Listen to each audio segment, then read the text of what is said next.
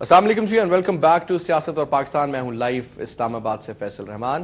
ناظرین, گفتگو ہو رہی ہے آج ہماری زید حامد کے ساتھ اسرائیلی ایگریشن, بلکہ میں تو کہوں گا کہ یہ ایک جینوسائیڈ اور میسیکر ہے اور ایک ہیومن کرائسس وہاں پہ پیدا ہو چکی ہیں.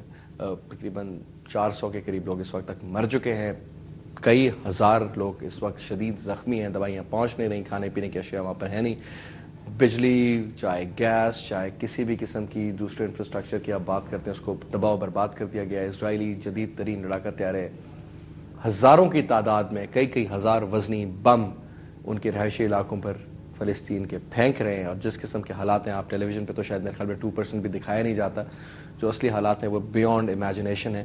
اور اس کے بعد یہ کہا جا رہا ہے کہ جناب اسرائیلی گراؤنڈ ٹروپس اس کے بعد جس طریقے سے ٹینکس اور اپنے جدید گراؤنڈ ٹروپس کے ساتھ انٹر ہوں گے اور غازہ پر قبضہ کر لیں گے. اور اس کے بعد شاید یہ بھی ہم سوچ رہے ہیں کہ جب یہ پورے کا پورا ہو رہا ہوگا تو اس دوران شاید انڈیا بھی کوئی پاکستان کے ساتھ مستی کرے, تاکہ پورے کے پورے ورلڈ میڈیا کا دھیان اس طرف اور اس دوران یہاں پر ایک نیا سلسلہ سٹارٹ کر دیا جائے. اور ہم یہ بھی بات کر رہے تھے تھوڑی دیر پہلے, جن ناظرین ہمیں ابھی جوائن کیا ہے, کہ اسرائیل کا گریٹر پلان آف ایکشن کیا ہے. کچھ دن پہلے اسرائیل کے چیف آف آرمی اسٹاف نے بھی دورہ کیا کشمیر کا, اور انٹرسٹنگلی کس لیے تک نہیں بنتی, وہی بات ہے کہ پاکستان کا کوئی سفیر انٹارکٹیکا جا کر کے بیٹھ جائے, ناٹ ریلائزنگ کہ اس کا وہاں پہ کام کیا ہے. لیکن اس پوری کہانی کے پیچھے ہے کیا؟ اسرائیل میں جس قسم کا ایک پایا جاتا ہے سلسلہ ایگریشن کا, جب ہم بات کرتے ہیں وار اگینسٹ ٹیرر کی, تو آئی تھنک دنیا میں اگر کوئی قوم ہے جس نے پورے کی پوری دنیا کو ٹیررائز کر رکھا ہے, ویپنز آف ماس ڈسٹرکشن کا بھی استعمال وہ کر رہے ہیں, تو وہ اسرائیل کی ایک قوم ہے. ملک تو ہم اس کو تسلیم نہیں کریں گے, بیکاز کیونکہ ہمارے پاسپورٹ پر بھی اس کا وہ سلسلہ نہیں ہے, نہ تو ہم اس جھنڈے کو مانتے ہیں نہ ہی ہم اس کو تسلیم کرتے ہیں. زید صاحب دیکھیے, آپ کو ایک بات ہم پاکستان کے حوالے سے بتائیں. 1938 میں جب علامہ اقبال کا انتقال ہوا ہے, اس وقت قائد اعظم ایک جلسے سے خطاب کر رہے تھے جو مسئلہ فلسطین پر بلایا گیا تھا.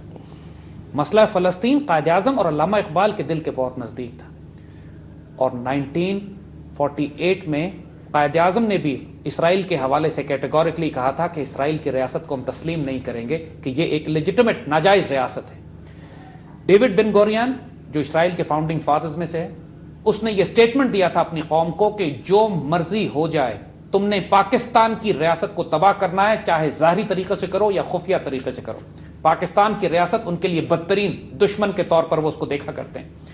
1968 میں خاص طور پر را اور موساد کا جو ریلیشن شپ شروع ہوا تھا وہ آج بھی جاری ہے. اسرائیل اس وقت ایک ہائپر ایگریسو فورن پالیسی پہ عمل اس لیے کر رہا ہے کہ اس کو معلوم ہے کہ امریکہ اس وقت اس کا پوری طرح ساتھ دے رہا ہے, کیونکہ امریکہ اس کے شکنجے میں لیکن امریکہ بھی زیادہ عرصے سٹیبل نہیں رہ پائے گا. امریکن اکانومی ان جنگوں کے نتیجے میں اس بری طرح ٹوٹ رہی ہے اس وقت کہ امریکہ میں ایک آواز اٹھنا شروع ہو گئی ہے کہ امریکہ ان جنگوں سے اپنے آپ کو نکالے جو عراق کے دوسرے دنیا کے 115 ملکوں اور ٹیریٹریز میں انہوں نے اپنی فوجیں پھیلائی ہوئی ہیں. ان کے لیے پاسبل نہیں ہے. امپیریل اوور اسٹریچ کا شکار یہ ہو گئے, جس طرح سوویت یونین نے اپنے آپ کو اتنا پھیلا دیا تھا, پھر تباہ ہو گئے. امریکہ کے ساتھ یہی ہونے والا ہے. ایک ڈیزاسٹر ان کی اکانومی میں مبتلا ہو چکا ہے جو ہمیں روز نظر آ رہا ہے, اور آنے والا سال 2009 ان کو بیڑا غرق کر دے گا اندر سے. لٹرلی امریکہ کی اندر سے آنتوں میں کینسر لگ چکا ہے, اکنامک کینسر ان کو اس طرح کھا چکا ہے, اب یہ دھاڑ سے گریں گے. عراق سے واپس آنے والی فوجوں کو یہ امریکہ میں تربیت دے رہے ہیں کہ امریکہ کی سڑکوں پہ اگر سول ڈسوبیڈینس ہو جائیں, کھانے پینے کے فوڈ رائٹس, تنخواہوں کے رائٹس, کرنسی ڈی ویلیو ہو, تو لوگوں کو کیسے قابو کرنا ہے. یہ عراق کے ویٹرن بریگیڈز کو تربیت دی جا رہی ہے امریکہ میں مارشل لا لگانے کی. یعنی آپ کو یہ باتیں مین اسٹریم میڈیا کبھی نہیں بتائے گا. ان ریالٹی امریکہ میں آنے والے سال 2 سال میں وہ حالات ایسے دیکھ رہے ہیں. اس صورتحال میں اسرائیل کو پتا ہے کہ زیادہ وقت اس کے پاس نہیں ہے. اگر اس نے کم از کم اس خطے پر پورا قبضہ کرنا ہے, اس کو اب روتھلیس طاقت کا استعمال کرنا ہے. پوری دنیا میں حکومت یہودیوں, اسرائیلیوں اور ان کے بینکرز کی ہے. اب دنیا کو واضح ہو جانا چاہیے, کسی قسم کے انسان کو غلط فہمی میں نہیں رہنا چاہیے کہ کوئی ڈیموکریسی, یونائٹڈ نیشن یا آزاد دنیا نام کی کوئی چیز بستی ہے. کوئی آزاد دنیا نہیں ہے, کوئی ڈیموکریسی نہیں ہے, کوئی یونائٹڈ نیشن نہیں ہے. صرف زائنسٹ یہودیوں کا ایک کنٹرول ہے کہ جس کے نتیجے میں اب وہ پوری دنیا پر اپنا فائنل گیم پلان وہ روتھلیسلی اس وقت سٹارٹ کریں گے کہ جب پاکستان پر امریکہ اور انڈیا دو اطراف سے ہم پر دباؤ بڑھانا شروع کریں گے. ہم ایک آخری اسلامی نیوکلیئر طاقت رہ گئے جو الٹیمیٹ خطرہ ہے اسرائیل کی ریاست کے لیے. اسرائیلیوں کو بھی معلوم ہے کہ ان کی آنکھوں میں آنکھیں ڈال کر اگر کوئی قوم کھڑی ہوگی تو یا پاکستانی ہے یا ترک ہے. ترکوں میں بھی یہ غیرت اور حمیت موجود ہے اور اسرائیل ان سے بھی ڈرتے ہیں. لیکن ترکوں نے آج کل کا جو سیکولر لباس پہنا ہوا ہے اس میں اسرائیل کے بڑے قریبی تعلقات اسرائیل ان سے ان کی اسٹریٹجک لوکیشن اس قسم کی ہے، پلس یورپین یونین کی وجہ سے ان کے اوپر مسائل اور اس وقت ترکوں کی پرابلم اور ہے. لیکن ہم پاکستانی ایک جینوئن تھریٹ ہے ان کے لیے. ہمارے پاس میسائلز بھی ہیں، ہمارے فائٹر پائلٹس بھی اسرائیل کے جہازوں کو مار کے گرا چکے ہیں. ہمارے اندر وہ دینی غیرت اور حمیت بھی ہے اور ہم ایک نیوکلیئر ویپن اسٹیٹ بھی ہیں. ہمارا جغرافیہ بہت دور ہے اس وقت فلسطین سے.